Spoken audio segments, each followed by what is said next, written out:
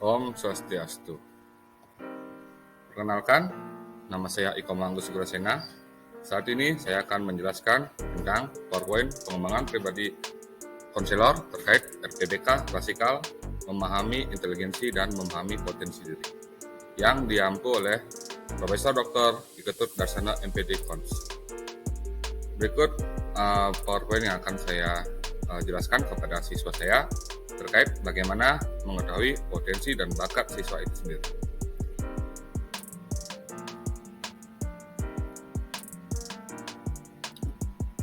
Saya Iko Manggus Grosena, NIM 21291111006. RPBK Inteligensi Potensi Diri.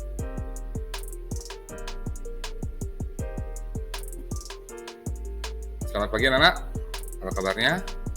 Ya, berharap kalian semua baik-baik saja. Jadi, di sini kita akan belajar bagaimana apa itu potensi diri dan bagaimana kalian mengetahui minat dan bakat kalian. Ya, oke. Sehat kan semuanya? Ya, Pak absen ya. Oke, semuanya sudah hadir di sini. Nah, sekarang Bapak tanya sama kalian. Pembelajaran yang minggu lalu kalian masih ingat tidak tentang sosial media? Ya, bagus sekali. Ya, sekarang kalian tahu nggak pendiri sosial media siapa? Ya, Mark Zuckerberg. Nah, di sini kita akan belajar tentang potensi diri. Nanti kita akan belajar ya bagaimana mengenali potensi diri kalian. Nah, kenapa ada hubungannya dengan Mark Zuckerberg, pendiri Facebook? Ya, nanti kita akan belajar ya sama-sama ya. Selanjutnya, sebelum Bapak memulai, Bapak akan jelaskan dulu tujuan backup klasikal tentang topik talenta dan potensi diri. Nah, yang pertama lah, kalian dapat memahami potensi dan talenta kalian. Yang kedua, kalian mengetahui contoh-contoh orang sukses dan orang-orang yang memiliki penemuan-penemuan besar. Yang ketiga adalah kalian dapat mengambil hikmah dan menerapkan potensi dan talenta kalian dari masing-masing orang sukses itu. Paham kan? Ya. Baiklah, kita langsung mulai ke pembelajaran. Tapi sebelumnya agar kalian tidak capek, seperti biasa kan dari BK itu tidak ada yang root word. Dan sekarang kita bermain aja dulu ya, kita ice breaking. Ya. Ice breaking. Ya, terima kasih. Selanjutnya, Bapak akan menjelaskan tentang pengertian potensi diri. Nah, potensi diri itu seperti dalam bahasa Inggrisnya adalah potensial, yaitu kesanggupan atau tenaga dan kekuatan. Sedangkan dalam KBBI itu adalah potensi diri adalah kemampuan yang mempunyai kemungkinan untuk dikembangkan. Kekuatan, kesanggupan, dan daya. Intinya, secara sederhana, potensi adalah sesuatu yang bisa kita kembangkan. Menurut Endra Capriadi Surani 2016, potensi bisa disebut sebagai kekuatan, energi, atau kemampuan yang terpendam yang dimiliki dan belum dimanfaatkan secara optimal. Jadi itulah pengertian potensi diri anak-anak ya. Selanjutnya, nah kesimpulannya dari semua pengertian potensi diri adalah kemampuan dasar yang dimiliki oleh seseorang yang masih terpendam dan mempunyai kemungkinan untuk dikembangkan jika didukung dengan latihan dan sarana yang memadai. Nah, dari 38 siswa di sini, Bapak melihat ada potensi dari dalam diri kalian. Kalian punya nggak potensi? Tahu nggak kalian potensi kalian apa? Nah, coba Agus. Ya, potensi kamu kan suka ngomong, berbicara di depan kelas. Kamu punya potensi loh untuk menjadi seorang pemimpin. Kamu tahu tidak? Kamu mengenali tidak? Oh, kamu nggak tahu ya potensi kamu apa? Yaudah, kita belajar ya sekarang ya. Bagaimana mengenali potensi dari diri kalian. Jadi nanti kalian yang mengetahui, oh potensi saya seperti ini loh. Saya harus seperti ini loh. Nah, itulah pembelajaran hari ini anak-anak ya. Oke, selanjutnya. Contoh tokoh. Nah, di sini Bapak akan memberikan sebuah contoh tokoh-tokoh yang memiliki potensi diri dan talenta. Tokoh ini awalnya itu sama kok seperti kita semua. Berusaha dari nol, memulai dari nol. Dan dia memiliki potensi dan minat dalam dirinya sendiri. Sehingga dia menjadi seorang yang sukses. Dan kalian pun pasti akan mengenalnya. Contohnya adalah, nah ada satu, kalian ingat tidak nih, yang Bapak bahas tadi. Ya, Mark Zuckerberg. Siapa ini? Ya, betul sekali. Ya, pintar sekali dia. Mark Zuckerberg adalah pendiri dari Facebook. Nah, Facebook. Siapa yang punya Facebook? Ya, angkat tangan. Oh iya, lumayan ya semuanya punya Facebook. Kalian banyak nggak dapat istilahnya tuh? Kalian menggunakan Facebook tuh setiap hari tidak? Nah, Facebook ini yang mendirikan Mark Zuckerberg. Nah, di sini Bapak menjelaskan hanya sedikit saja bahwa dia adalah anggota Alpha Evolution PI. Pada awalnya Zuckerberg hanya seorang mahasiswa di Universitas Harvard. Kemudian dia membuat suatu sistem jejaring sosial untuk kelasnya. Nah, akan tetapi setelah ia membuat sistem tersebut, nah ternyata makin banyak itu teman-temannya yang ikut tergabung di dalam. Kemudian sistem tersebut lama-lama telah menjaring universitas terdekat dari tempat perolehan dan kini itulah awalnya Facebook yang saat ini kita kenal. Mark Zuckerberg ini kita tidak tahu dia tuh sebelumnya tuh mau jadi apa, potensi dia apa. Nah, di sini Bapak menjelaskan, di sana Bapak melihat ini bahwa Mark Zuckerberg ini suka hal-hal yang berbau komputer, jejaring kayak mungkin software, aplikasi dan lain sebagainya. Sehingga Mark-nya tuh membuat sebuah aplikasi. Nah, asal kalian tahu juga, Mark Zuckerberg ini tidak lulus kuliah, namun dia memiliki talenta dan bakat. Nah, sampai sekarang menjadi seorang orang terkaya di dunia, Mark Zuckerberg, yang nomor 2 kalau tidak salah. Paham kan kalian maksudnya? Ya. Jadi di sini Bapak menjelaskan bagaimana proses potensi dari Mark Zuckerberg itu menghantarkan dia menjadi seorang yang sukses saat ini. Kalian suka bermain kayak membuat aplikasi kode-kode? Ya, oke, itulah calon-calon Mark Zuckerberg kedua. Ya, selanjutnya anak-anak. Nah, ini kalian tahu nggak Bill Gates? Ya, betul, komputer, laptop, Microsoft Word. Nah, beliaulah yang membuatnya. Bill Gates inilah yang memiliki Microsoft Corporation. Jadi melalui usaha kerasnya, perusahaan yang didirikan bernama Microsoft Corporation menjadi sukses dan Bill Gates melambung menjadi seorang jutawan. Di tahun 1990, Bill Gates sukses merilis sistem operasi yang sangat sukses di pasaran dunia. Namun Bill Gates pun juga mendapat reputasi yang tidak baik dalam karir. Tidak hanya satu kali, dia bahkan melakukan beberapa kali kesalahan dalam bisnis perangkat lunak. Nah, sama seperti Mark Zuckerberg, sini Bill Gates itu juga mengembangkan sebuah aplikasi software. Jadi apa potensinya Bill Gates? Dia memahami bahwa dirinya itu menyukai yang berhubungan dengan aplikasi-aplikasi itu, dan harus kalian pahami. Nah, makanya setiap potensi yang kalian dapatkan atau yang kalian punya harus kalian tahu sekarang. Jangan sampai kalian tidak tahu potensi kalian apa, bakat kalian apa, sehingga kalian nanti bisa merumuskan atau merancang karir kalian ke depannya. Nah, contohnya semuanya, saya suka berenang, saya atlet renang, ikut lomba dan lain sebagainya, juara. Nah, karir kalian punya bakat di olahraga, di fisik. Terus nanti kemungkinan kalian bisa saja menjadi seorang guru, bisa saja menjadi seorang atlet dan lain sebagainya. Makanya saya suka istilahnya itu saya suka membuat sebuah puisi atau punya potensi atau minat di sastra. Ya udah, kalian nanti bisa saya tuh melatihnya, kemudian kalian bisa kedepannya itu merancang saya mau jadi apa. Ya, banyak sekali tuh orangnya. Ya, betul. Sudah paham, Nana? Ada pertanyaan? Oh iya, Bill Gates itu setahu Bapak sejarahnya itu banyak sekali di Google. Kalian bisa cari sendirian, anak ya. Dan kalian bisa mencari maknanya. Bill Gates itu memulainya dari nol kok, tidak. Oke, selanjutnya banyak juga tokoh-tokoh yang lain seperti Albert Einstein, Thomas Alva Edison dan lain sebagainya. Mereka bekerja keras. Nah, sekarang pertanyaan lanjutan dari yang Bapak jelaskan tadi. Cara mewujudkan talenta dan potensi diri.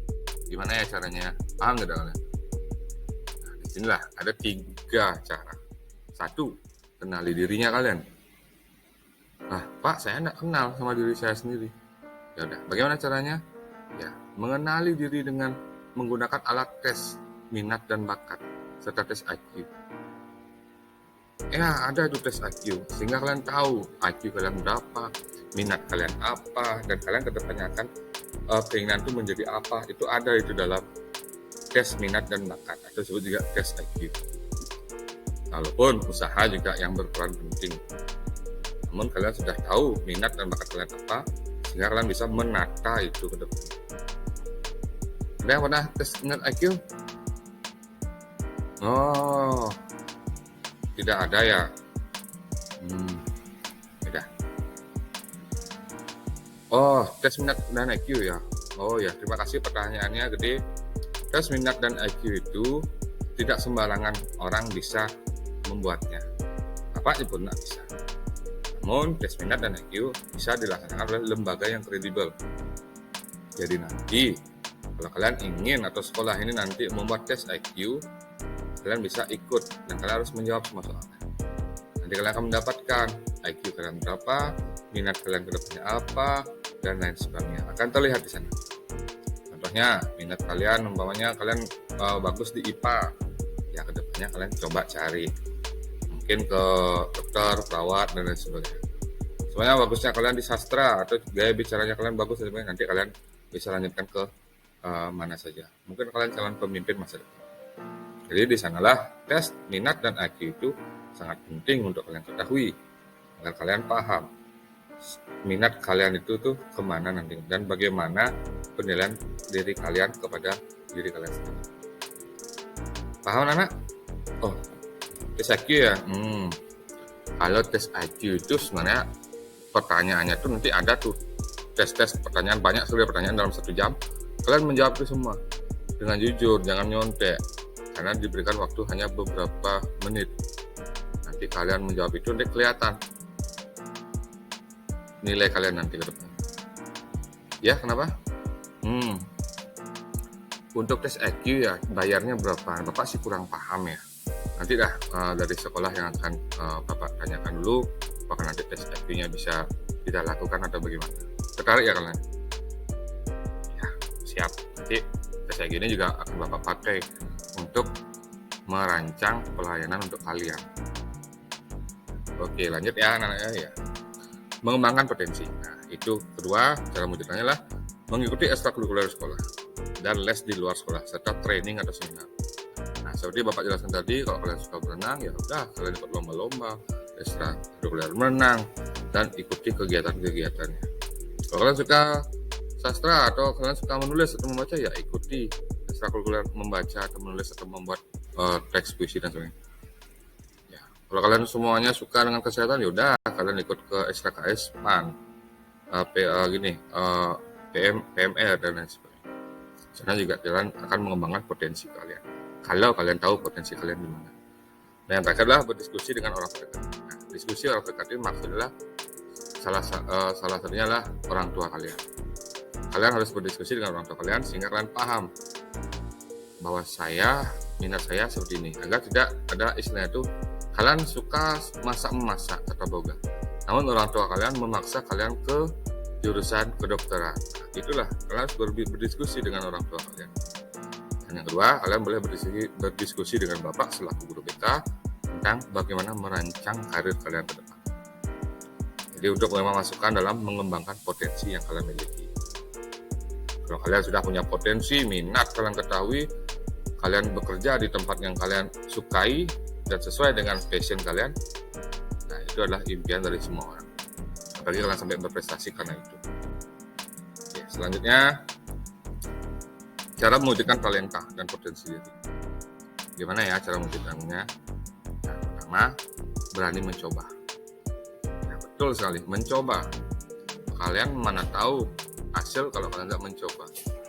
Berani mencoba hal baru dan siap menerima risiko. Risiko itu apa? Ada yang paham? Ya, betul sekali. Ya, arah ya namanya. Ya, arah. Bagus sekali. Risiko itu menang dan kalah. Menang, risiko. Kalah bagaimana, anak? Ya, betul sekali. Kalah, jadikan sebuah pengalaman dan juga jangan sampai istilah itu ya down. Kita harus jadikan kekalahan itu sebagai lecutan semangat untuk menjadi lebih baik. Kemudian, mengikuti lomba. Ikuti lomba-lomba sehingga kalian tahu seberapa mana potensi kalian diakui oleh masyarakat. Kalau kalian semuanya punya potensi di bidang desain, kalian ikutlah lomba-lomba membuat poster dan lain sebagainya, sehingga kalian tahu kalian diukurnya itu ya seperti itu. Kamu juara 1, ya udah, berarti kamu sudah bagus. Tapi ya jangan sampai hanya itu saja. Tapi kita ya istilahnya itu baru juara 1 ya kamu nggak ada perubahan ke depannya, jangan. Terus dilatih dengan mengikuti lomba. Paham anak? Ya, oke. Setelah kalian ketahui, kalian cobalah hal baru dan mengikuti lomba-lomba. Oke, ada pertanyaan anak terkait pembelajaran hari ini? Ya bagus sekali anak. Tentang tes IQ dan minat ya. Tes IQ dan minat itu biasanya dilaksanakan serentak perangkatan. Ya. Jadi nanti di sekolah ada tes IQ, minat dan bakat. Jadi nanti kalian akan bisa diberikan waktu, karena sekarang kan PTM anak. Kita Bapak juga terakhir tes minat dan IQ itu biasanya pakai Google Form seperti ujiannya kalian. Namun dilaksanakan dengan tenggat waktu, tidak boleh lebih dari 1 jam atau 2 jam. Ada pertanyaan lagi? Ya, silakan. Enggak? Bagaimana model tes IQ ya? Tes IQ itu contohnya, pernah nggak kalian ikut tes-tes di Facebook tuh yang kayak ada gambar bulat-bulat seperti ini arah jarumnya kemana? Ini seperti permainan, mengasah otak kalian. Ya, betul sekali. Gambar-gambar, bagaimana kalian memecahkan sebuah masalah. Disitulah ada tes IQ. Ya. Oh, ada tes hitung-hitungan? Ada pastinya. Nah, tentunya hitung-hitungan yang mempergunakan IQ kalian, karena itulah tes IQ itu untuk mengetahui kadarnya kalian sampai mana. Coba deh kalian cari di internet contoh tes IQ, kalian coba ikuti. Di Facebook kan ada tuh permainan-permainan, bahkan di Play Store. Nah, jangan download game Mobile Legends saja, kalian coba download tes IQ, kalian latih itu.